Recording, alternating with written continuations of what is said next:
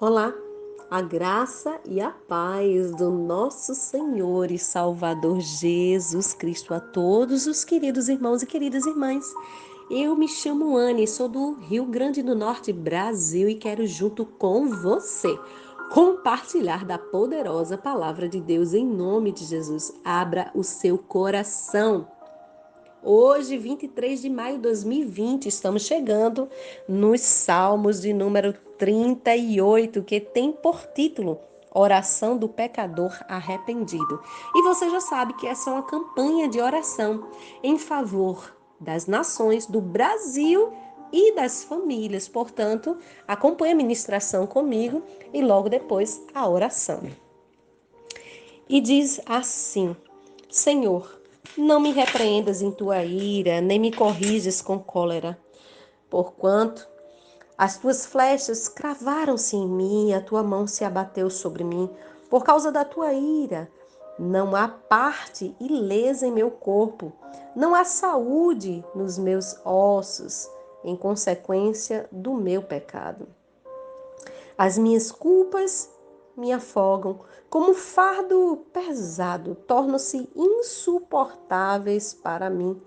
Minhas feridas cheiram mal e supuram, devido à minha insensatez. Ando encurvado e todo abatido. O dia inteiro perambulo e pranteio. Estou sendo consumido pela febre e sinto todo o meu corpo enfermo. Estou esgotado e ao extremo, ao quebrado, minha alma geme de angústia. Senhor, diante de ti estão todos os meus anseios, nem mesmo o meu suspiro te é oculto. Meu coração palpita e as forças se afastam do meu corpo, até a luz dos meus olhos me abandonou. Meus companheiros e amigos me evitam por causa da doença que me aflige. E os meus vizinhos se mantêm à distância. Armam laços os que desejam atentar contra a minha vida. Os que me querem mal proclamam a minha ruína, dedicam o dia todo a planejar calúnias. Eu, todavia, como um surdo não ouço, como um mudo não abro a boca.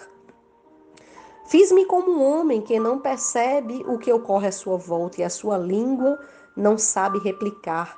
Em ti, Senhor, espero. Tu me responderás, ó Senhor meu Deus, pois eu declarei, ouve-me, Senhor, para que tais pessoas não se divirtam por causa do meu sofrimento. Tampouco triunfem sobre mim quando meu pé escorregar, porquanto estou a ponto de tropeçar e a minha dor me acompanha sempre. Sim, confesso a minha culpa. Estou aflito em razão do meu pecado. Sem motivo algum, acumulei numerosos inimigos e muitos injustamente me odeiam. Os que me pagam bem com o mal caluniam-me, porquanto sigo o que é bom. O Senhor, não me abandones. Meu Deus, não fiques tão distante. Vem depressa em meu socorro, ó Senhor, meu Salvador. Aqui, esses salmos, eu queria explicar algumas coisas que Davi viveu. É claro que ele declara que não havia saúde nos seus ossos em consequência do seu pecado. Em algum momento, ele diz que era a ira de Deus contra ele. Nós sabemos que a ira de Deus não é contra o pecador, mas contra o pecado. Deus abomina o pecado, mas ama o pecador. Deus não pode ser culpado da doença de Davi. Davi, ele entendeu que ele andava encurvado, entendeu que ele andava abatido, que ele estava com sintomas de febre e sintomas que afetavam seu corpo em função do seu pecado. Ele estava tão deprimido que no verso 10 ele diz que até a luz dos seus olhos havia abandonado a ele. E o pior de tudo isso é quando a gente está num estado clínico deplorável, a gente está mal, a gente está enfermo e aqueles que se dizem amigos, eles se afastam de nós por causa dessa doença. É o que estava acontecendo com ele. Mas ele declarou que Deus se levantasse em favor dele para que os seus amigos e aqueles que estavam ao seu redor não se divertissem com o sofrimento dele. Você sabia que tem pessoas que se divertem com o nosso sofrimento? Você vai achar que não, mas existem pessoas que desejam o nosso mal. Nem todo mundo se agrada de nós e nós também temos que aceitar que não vamos agradar a todo mundo e nem precisamos agradar a todo mundo. Na verdade, Deus também, quando veio na pessoa de Jesus Cristo, não agradou a todos. E olhe que ele era amor em pessoa, era e é. Mas Davi entendeu o caminho da cura, confessou a Deus a sua culpa e o seu pecado e aguardava em Deus a salvação. Esses salmos de Davi fala desse coração que tem profundas emoções que estão aqui tão expressas. Algumas questões que terminam virando espirituais, mas que Davi ele sentia de fato no seu corpo. Alguns acreditam que essa expressão, quando Davi diz em memória, sugere que ele escreveu esses salmos como reflexão sobre a circunstância do passado, quando ele lembrou da angústia sofrida por causa do seu pecado, e outros sugerem que há possível ligação às ofertas que eram feitas como porção de memorial no serviço do santuário lá no Levítico 2:2 e Levítico 24:7. Mesmo sem ter certeza do significado preciso da história desses salmos, podemos ver que é uma mensagem para todos nós que esses salmos traz e devemos reconhecer o efeito devastador do pecado sobre a vida de um crente. Mas antes de analisar, vale a pena a gente ler e observar o envolvimento de Davi nessa mensagem, observar a linguagem, observar o que ele cometeu, o que afetou a ele do alto da cabeça à ponta dos pés, inclusive sua vida espiritual. Se formos falarmos da parte física, ele foi afetado nos seus ossos, na cabeça, nos lombos, no coração, nos olhos, nos ouvidos, nos lábios, nos pés. Pode prestar atenção no verso 3, 4, 7, 8, 10, 16 e 14, que você vai ver o corpo dele afetado. Quando ele diz, do verso 3 ao 7, não há parte sã na minha carne. Davi ele ficou tão abalado, tão debilitado e recorreu a Deus. Em consequência de um sofrimento muito maior por causa desse pecado. Ele estava se sentindo castigado por Deus e ele admitiu que somente Deus era justo para julgar a sua causa e por isso mesmo ele apela para a misericórdia de Deus para que ele não fosse totalmente destruído. O rei de Israel escreveu sobre este dia da angústia. Homens que lhe cercavam, amigos, companheiros, parentes, todos se afastaram dele. Imagine que situação difícil, você desfigurado por uma grave doença e além de ter os seus amigos se apartando de você, inimigos ainda se aproveitam para tentar lhe matar e falar falsos testemunhos contra você. Mas Davi não se sentia obrigado a responder às acusações dessas pessoas. Uma coisa ele falou que é bem certa na hora da adversidade, na hora da tentação e da provação, ficar calado. E foi isso que ele disse do verso 12 ao 15, que ele fechou a boca. No final das contas, Davi nunca teria como satisfazer todos aqueles que estavam criticando e acusando a ele injustamente.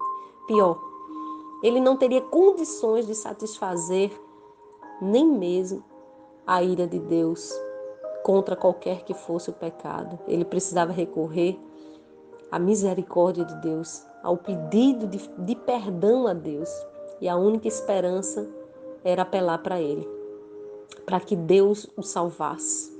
Com todas essas palavras, ele termina nos ensinando a reconhecer os nossos erros.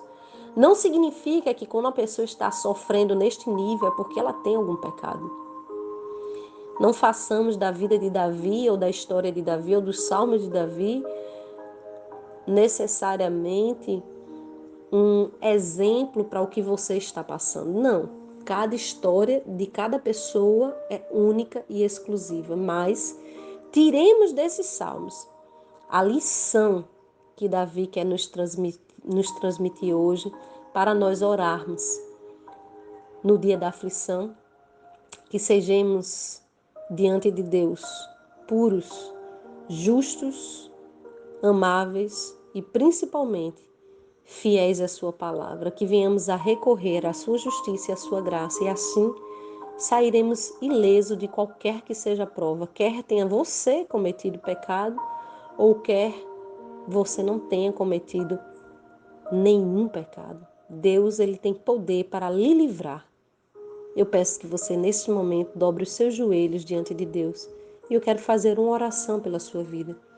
Se você sente dores como essas, dores nos ossos, dores literalmente na cabeça, nos lombos, no coração, nos olhos, ouvidos, lábios e pé, agora é hora de orar. Pai, em nome de Jesus, Senhor, a tua palavra está sendo ministrada e nós sabemos que ela tem endereço certo. A tua palavra ela vai a ponto de dividir a alma e o espírito, as juntas e as medulas. E ela é apta a discernir pensamentos e intenções do coração. Pai, Davi andava encurvado, com peso, com fardo. E Jesus, ele disse que aquele que tem fardo, aquele que tem peso, pode vir a ele, pode se achegar a ele, porque ele tem um fardo leve, ele tem um jugo que é leve e um fardo que não é pesado, Senhor. E por isso nós estamos indo agora ao trono de Deus, diante do Deus Todo-Poderoso através de Jesus Cristo.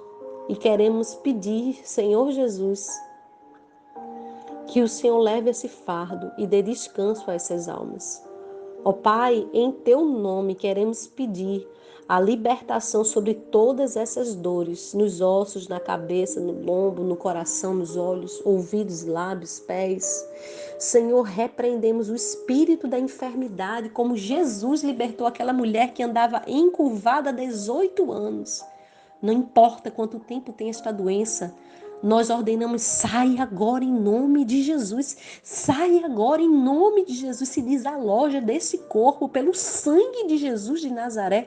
Na autoridade deste nome eu te expulso. Seja a doença de que ordem for, em nome de Jesus, vai embora. Vai embora em nome de Jesus e que Deus derrame agora da sua graça e do seu poder sobre sua vida e te abençoe dos altos céus, te cure, te restaure, te fortaleça do alto da cabeça à planta dos pés, em nome de Jesus. Nesta noite, nós oramos diante de Ti, Senhor, pedindo para que o Senhor renove as forças dos seus filhos e filhas. Restaure a sua integridade moral. Levante, erga a cabeça desta pessoa, Senhor, que ela ande de cabeça erguida. Pai, em Teu nome, nós entregamos a Ti. E no nome de Jesus já cremos na Tua intervenção e no Teu socorro. Amém e amém.